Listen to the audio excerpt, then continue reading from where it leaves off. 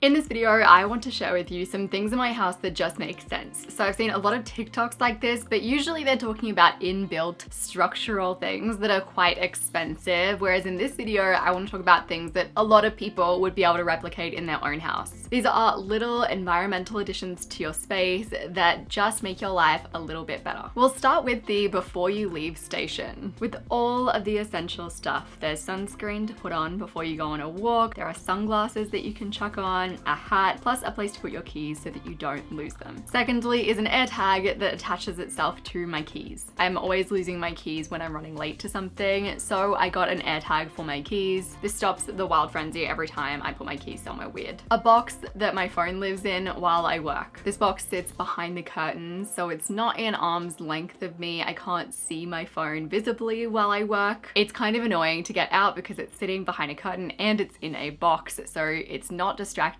me, but it's also accessible if I need it. For example, if I need to get a code from the bank, or I want to take an Instagram story during the day. Then I have a chore chart with daily, weekly, and monthly chore tasks. This keeps chores visible, and it's also good to have there while I'm waiting for things. So if I'm waiting for something to cook in the microwave, I can have a quick look at the chore chart and then tick off one of the littler chores. Next, I have an alarm clock that is in my lounge room. That way, when I hear my alarm, I get up, I walk all the way to the lounge room, and then I turn it off. I like having it here because it gets me up and moving in the morning, especially on a winter morning, and it makes it less likely that I'm going to snooze and go back to bed. I always have frozen meals in the freezer. That way, if you feel like takeaway, or if you just feel like something different to whatever meals you've prepped for the week, you're less inclined to waste money, but you're still going to feel like you have a good option. Next, I have this tray table that is from Ikea. I use this all the time to take my meals outside, to sit and eat and read while I'm in bed, to chill with my food on the couch. It makes sure that I don't get things messy, that it's easy to transport things, and that I can also read while I eat. In my office, I have a batch of birthday cards. These are cards that I usually buy for specific people. I usually add to this pile whenever I am out on a holiday and I go into a cute boutique, or if I'm visiting the markets and I see cute cards, and usually I am buying for specific people. That way the cards still feel personalized, but I buy the cards at whatever time. So it could be 7 months until someone's birthday, but I've already got a birthday card stored in my birthday card pile. It's such a little thing, but it saves so much stress when someone's birthday comes around. Right near my big batch of birthday cards, I have a big roll of brown wrapping paper. You can get something like this from most office supply shops, and it's a lifesaver. If I have a birthday, I never have to worry about getting specific wrapping paper because I have this beautiful brown wrapping paper that can be made into whatever I want it to be made into. For example, all of these Pinterest images are just brown wrapping paper that's been decorated. If you look up brown wrapping paper ideas on Pinterest, you'll see that you really have no need for other wrapping paper. In our bedroom, we have double curtains. There are Ikea blackout curtains on the back, and then I have nicer curtains on the front. Right now, we can't install blinds, and most blackout curtains just aren't very good looking.